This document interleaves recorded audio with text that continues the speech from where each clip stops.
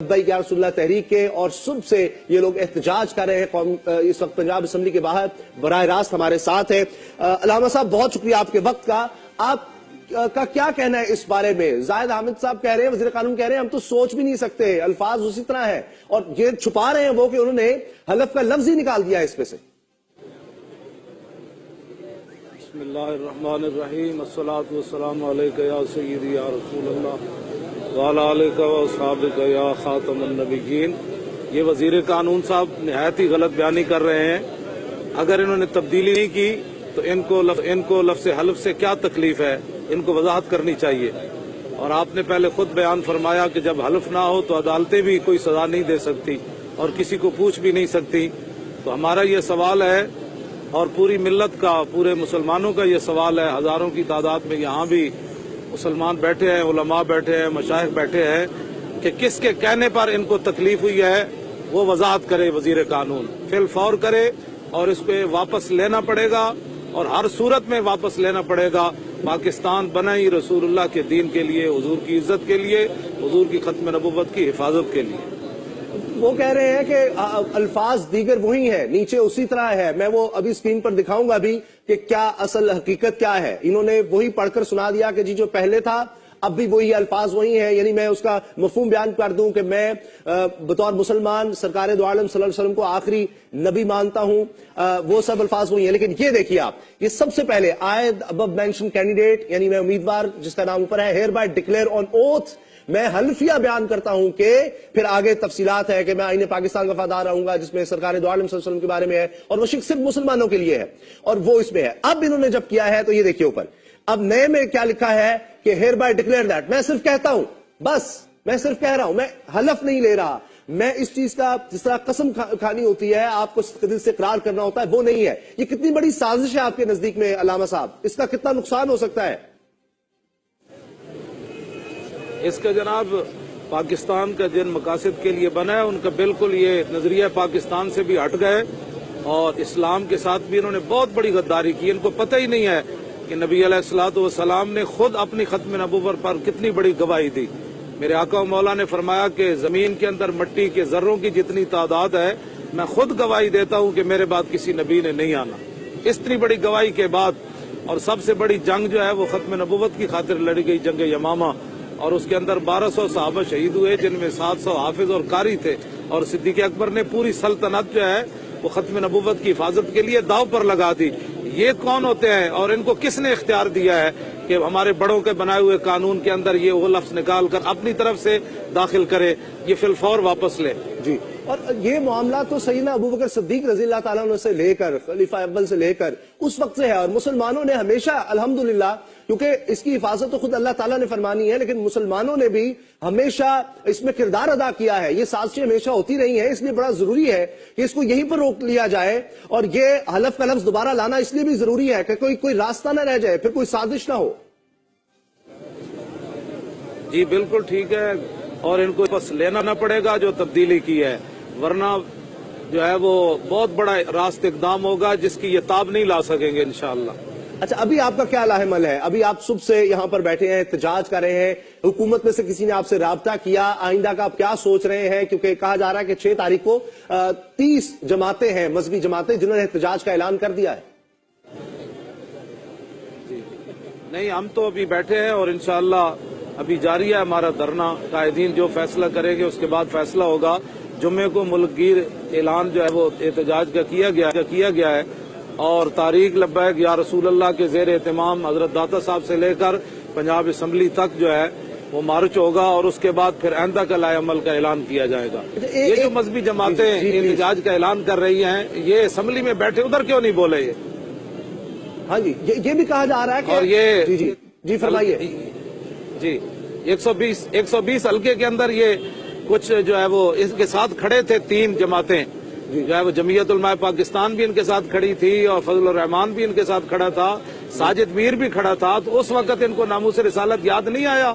लब्बैक या रसूलल्लाह के मुकाबले में जिन्होंने मुमताज कादरी को तख्तादार पर लटकाया, उनके अंदर इनको नामूस रिसालत नजर आया। आज फिर ये दुकानदारी चमकाने के लिए कह रहे हम ये करेंगे, वहां गूंगे शैतान बनकर असम्बलियों में बैठे रहे।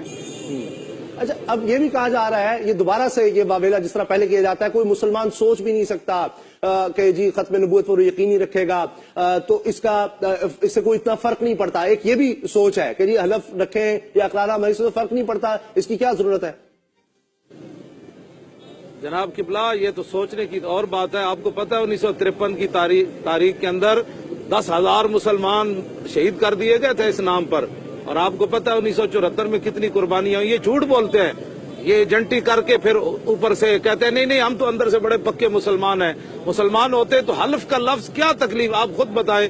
پوری امت ان سے سوال پوچھ رہی ہے کہ کیا تکلیف تھی, کیا مجبوری تھی یہ حلف کا لفظ اڑانے کی, وہ ہمیں بتائیں نا یہ زائد احمد آ کر. جی اصل میں ایک یہ بھی کہا جا رہا ہے کہ اس لیے انہوں نے اڑا دیا کہ 62 میں آپ نے بھی کہنا ہے کہ میں گناہ کبیرہ نہیں کرتا, تو کل کو اس سے بچنے کے لیے انہوں نے کہ کل کو 62-63 میں ان کو نااہل نہ کیا جا سکے اس لیے انہوں نے حلف کا لفظ نکالا, اور اس کی وجہ سے وہ نکالنے کی وجہ سے نیچے ختم نبوت کی بھی بات آ رہی تھی, اس میں سے بھی چونکہ حلف کا لفظ اوپر سے گیا تو اس میں سے بھی نکل گیا. اب یہ ان سے اگر تو سازش نہیں ہے تو پھر بہت سنگین غلطی تو ہے, ان کو یہ ہر صورت واپس لینی چاہیے. آپ کیا امید کر رہے ہیں کہ ایسا کریں گے؟ کیونکہ ابھی زائد حامد صاحب نے اس طرف کوئی دھیان ہی نہیں دیا, انہوں نے بس آ کے کہہ دیا نہیں الفاظ وہی ہیں, اور حلف کا کوئی ذکر تک نہیں کیا انہوں نے. یہ ملک کے بھی غدار ہیں اور اسلام کے بھی غدار ہیں, ان کے مقاصد بڑے ہی خطرناک ہیں. اور یہ 100 بندوں مودی کو بغیر ویزے کے اپنے گھر لے کر گیا. بتائیں نا, مودی تو مسلمانوں کا بہت بڑا قاتل ہے, اور پھر امریکی جاسوس سے مری میں اس نے ملاقات کی, پھر ہندوؤں کے مندر کے اندر جا کر یہ کہنے لگا یہ عارضی لکیر ہے. آپ مجھے بتائیں یہ نظریہ پاکستان کے عارضی لکیر ہے؟ لاکھوں قربانیاں ہوئی اور 70,000 مسلمانوں کی بچیاں تو وہ ہیں جو ہندو سکھ اٹھا کر لے گئے. یہ عارضی لکیر تھی جس کے لیے لاکھوں قربانیاں دی گئی. ہمارے بزرگوں نے 1 صدی جو ہے یہ آزادی کے لیے لگائی. تو یہ کہتا ہے جا کر کہ یہ مختلف مذاہب یہ بھی اللہ کی جو ہے نعمت ہیں, جس طرح پھول ہوتے ہیں. تو اس نے تو 1,24,000 انبیاء اور رسول کے آنے کی جو ہے وہ مقصد بھی اس نے اڑا دیا. کہ پھر حضور کی تشریف آوری کا مقصد کیا ہے؟ اگر یہ کفر بھی اللہ کی نعمت ہے مجھے یہ بتائیں. اچھا یہ بتا دیں علامہ صاحب کہ ابھی تک کسی نے آپ سے رابطہ نہیں کیا, کوئی مذاکرات کے لیے نہیں آ رہا کہ آپ سے کوئی بات کرے کہ ہاں جی ہم دوبارہ لا رہے ہیں؟ یہ بدماش بنے ہوئے ہیں, یہ پاکستان کو اپنی جاگیر سمجھتے ہیں, اور انشاءاللہ ان کو اب یہ نظر آئے گا کہ حضور کے غلام جاگ پڑے ہیں, یا کسی کی جاگیر نہیں ہے. ہمارے بزرگوں نے پاکستان صرف اسلام کے لیے بنایا نہیں, اور میں آپ کو یقین دلاتا ہوں اگر انہوں نے یہ حلف کا لفظ دوبارہ نہیں اس میں شامل کیا, اگر یہ ان کی سنگین غلطی یا سازش ہے, یہ اس سے پیچھے نہیں ہٹے, تو ہم بھی آپ کے ساتھ سڑکوں پر ہوں گے, ہم بھی شدید احتجاج کریں گے, ہم بھی اس پر آواز اٹھا رہے ہیں, کیونکہ اس پر تو کوئی دو رائے ہو نہیں سکتی کسی مسلمان کی. سبحان اللہ سبحان اللہ. تو اب یہ آپ ذرا بتا دیں سب کو, ان کو بھی سمجھا دیں حکومت کو کہ کیوں یہ ختم نبوت اتنا اہم ہے ہمارے لیے, یہ ہمارا ایمان کا حصہ کیوں ہے, اس کی یہ بنیاد کیوں ہے ہمارے لیے. کہ اللہ رب العالمین نے قرآن مجید کے اندر بھی فرمایا, اور خود رسول اللہ نے فرمایا انا خاتم النبیین لا نبی بعدی, اور اس کے بہت زیادہ قربانیاں, اور پیر میر علی شاہ صاحب تک سیدنا صدیق اکبر سے لے کر اس کے اندر امت نے ایک لمحے کے لیے بھی مداحنت نہیں کی. حضرت پیر میر علی شاہ صاحب کو بھی لوگوں نے کہا تھا کہ انگریز آپ کو مروا دیں گے, اور انگریزوں کا یہ لگا ہوا پودا ہے, آپ کس لیے جا رہے ہیں؟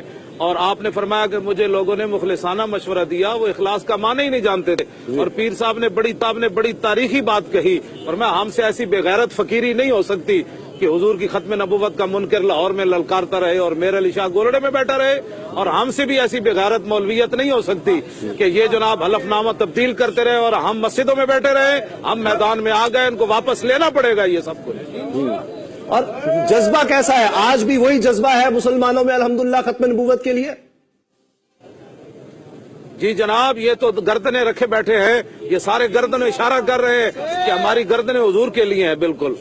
اور یہ ان کو پتہ نہیں ہے مسلمان گناہگار کے لیے معافی ہے, غدار کے لیے معافی نہیں ہے.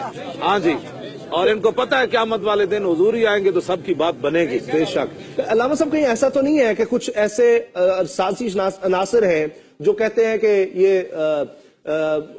حضور کی محبت یہاں سے نکال لی جائے؟ یہ سازشیں ہر کچھ عرصے بعد اٹھتی ہیں, یہ کہیں اسی کا حصہ تو نہیں ہے کہ ہم ہر کچھ عرصے بعد دیکھتے ہیں اور ٹیسٹ کرتے ہیں کہ کیا آج بھی مسلمانوں میں سرکار دو عالم صلی اللہ علیہ وسلم محبت کا, عشق کا وہی جذبہ ہے یا نہیں ہے؟ تو پھر تھوڑی سی شرارت کرتے ہیں, جب وہ دیکھتے ہیں کہ نہیں آج بھی وہی جذبہ ہے پھر پیچھے ہٹتے ہیں, ورنہ وہ کرتے رہتے ہیں یہ شرارتیں, اور یہ اسی کا حصہ ہو کہیں.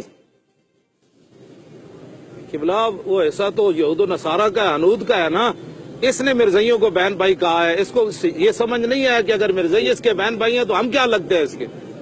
نہیں لیکن ہم تو یہ کہتے ہیں کہ جس طرح غیر مسلم ہیں ان سب کو حقوق حاصل ہیں، وہ غیر مسلم ہیں، اسلامی ریاست میں وہ رہ سکتے ہیں، لیکن مسلمان کے لیے تو یہ شرط ہے، اس کو تو یہ کہنا پڑے گا کہ وہ کوئی مسلمان ہو ہی نہیں سکتا، اور اس پر سب کا اتفاق ہے آئین میں، اسی لیے یہ شکائی ہے کہ جب تک کوئی سرکار دو عالم کو آخری نبی نہیں مانتا وہ مسلمان نہیں ہو سکتا۔ اس کے لیے اب اس طرح کی دوبارہ چھیڑ چھاڑ یہ کیوں اس طرح کرتے ہیں ہر کچھ عرصے بعد؟ یہ کیا بین الاقوامی ایجنڈا بھی ہوتا ہے؟ باہر سے بھی یہ سازش ہوتی ہے؟ جی بالکل ہوتی ہے، اور یہ بالکل بیکار لوگ ہیں، اور مسلمان تو وہ ہوتا ہے جو کہے ستم کرے دھرا ہنر آزمائے، تو تیر آزما ہم جگر آزمائے۔ مسلمان تو ان چیزوں کو خاطر میں ہی نہیں لاتا کہ اگر کوئی دنیا کا مفاد ہو تو وہ اللہ رسول سے بے وفائی کر دے یا اپنے دین کے ساتھ غداری کر لے۔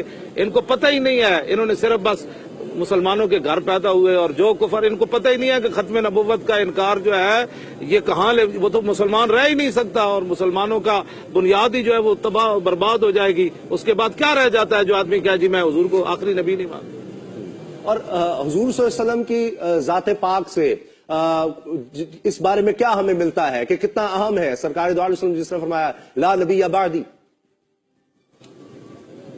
جی میں نے آگے پہلے بتایا نا کہ حضور نے اتنی بڑی گواہی دی، تو یہ صرف لاہور کی مٹی کے ذرے جو ہے ان کی تعداد کوئی نہیں گن سکتا قیامت تک، تو پوری دنیا کے مٹی کے ذروں کے تعداد کے برابر حضور نے فرمایا کہ میں گواہی دیتا ہوں کہ میرے بعد کسی نبی نے نہیں آنا، اور اس پر صحابہ کا اجماع امت ہے۔ کسی ایک جی قرآن مجید کے حوالے سے بھی فرمائیے گا۔ جی ما کان محمد ابا احد من رجالکم ولکن رسول اللہ وخاتم النبیین وکان اللہ بکل شیء علیما۔ جو معنی حضور نے خود بیان کیا وہی معنی قیامت تک ہے، پھر جو معنی صحابہ نے سمجھا اور ائمہ اسلام نے سمجھا، مسلمان نے سمجھا، محدثین نے سمجھا، اور قیامت تک صوفیاء نے جو معنی سمجھا وہی ہوگا۔ ایک زندیق اٹھ کر اس کا کوئی ذلی معنی کرے، کوئی بروزی معنی کرے۔ اعلیٰ حضرت بریلوی نے یہ لکھا ہے فتاوی رضویہ میں کہ مرزے کے جتنے اقوال ہیں اس مسئلے میں وہ انجس الابوال ہیں۔ جی ہاں جی، اور اس کا اصل ترجمہ جی اس کا اصل ترجمہ فرمائیے گا اس آیت کا۔ کس کا؟ جی جی یہ جو آیت ابھی آپ نے پڑھی، اللہ ما کان محمد جی ما کان محمد ابا احد من رجالکم ولکن رسول نبی علیہ الصلوۃ والسلام تمہارے مردوں میں سے کسی کے باپ نہیں ہے لیکن وہ آخری نبی ہیں، ولکن رسول اللہ، اللہ کے رسول ہیں، اور حضور آخری نبی ہیں۔ خاتم کا معنی پھر حضور نے خود کیا۔ اب خاتم کا معنی جب حضور نے متعین کر دیا تو کوئی دجال قیامت تک نبی علیہ الصلوۃ والسلام کے متعین کردہ معنی کے اندر کوئی لا تعالی نہیں کر سکتا۔ وکان اللہ بکل شیء علیما، اور اللہ رب العالمین ہر چیز کو جاننے والا ہے۔ بہت بہت شکریہ آپ کا علامہ خادم حسین رضوی۔